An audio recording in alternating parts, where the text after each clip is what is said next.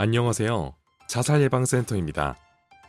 자살예방센터에서 자살유족 원스톱 서비스에 대해서 알려드리려고 합니다.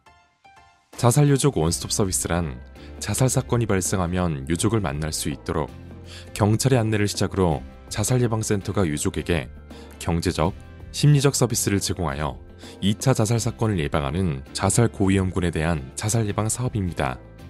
본 사업을 시작하게 된 배경은 자살자 1인 발생 시 심각하게 영향을 받는 사람은 최소 5명에서 10명 정도입니다. 매년 자살 유족이 우리나라에 6만 5천 명이 발생하게 되는 것이죠.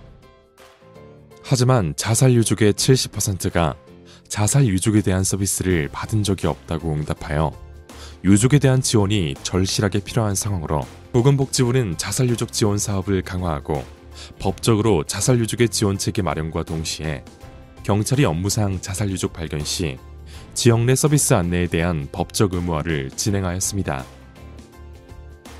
자살 유족 원스톱 서비스 시범 사업은 2019년 9월 16일부터 강원도 일부, 인천 일부, 광주 전역을 대상으로 경찰, 소방공무원, 자살예방센터가 함께합니다. 그렇다면 경찰관은 어떤 역할을 수행하면 될까요? 자살 사망 사건이 발생하여 조서를 작성하기 위해 유족이 경찰서를 방문할 때 자살예방센터에 현장 출동을 요청하여 주시기 바랍니다. 여기서 부탁드릴 것은 여러분이 유가족에게 저희 유족 원스톱팀을 소개해 주셔야 합니다. 소개 유무는 자살예방센터에 대한 유족의 거부감이 줄어들기 때문입니다. 유족 원스톱팀에 대한 안내를 이렇게 해주세요. 유족분들께 지역 내 도움을 받을 수 있는 정보 안내를 위해 유족 원스톱팀에서 나왔습니다. 간략하게 지원에 대한 설명을 들어보시면 좋을 것 같습니다. 저희는 출동 당일은 경험이 없는 유족에게 간략하게 서비스 설명 후 개인정보 관련 동의서를 받은 후 철수합니다. 이후 적극적인 사례관리 서비스를 제공합니다. 그렇다면 5대 경제적 지원과 심리정서적 지원에는 무엇이 있을까요? 경제적 지원은 일시주거, 특수청소, 사후행정, 법률, 학자금에 대한 지원 서비스를 제공하며 심리정서적 지원은 애도상담, 심리부검면담, 자조모임, 정신건강치료비에 대한 서비스를 제공하고 있습니다. 자살유족 원스톱 서비스의 지원 방식에 대해서 궁금하시다면 600-1919로 연락하여 주시면 좀 더 자세히 안내해 드리겠습니다.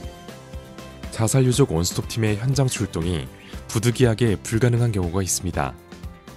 이런 경우 경찰이 유족에게 개인정보 동의서를 받아주시고 자살유족 원스톱팀에게 연락하여 주시면 자살 사망으로 힘들어하는 유족분에게 큰 도움을 드릴 수 있습니다.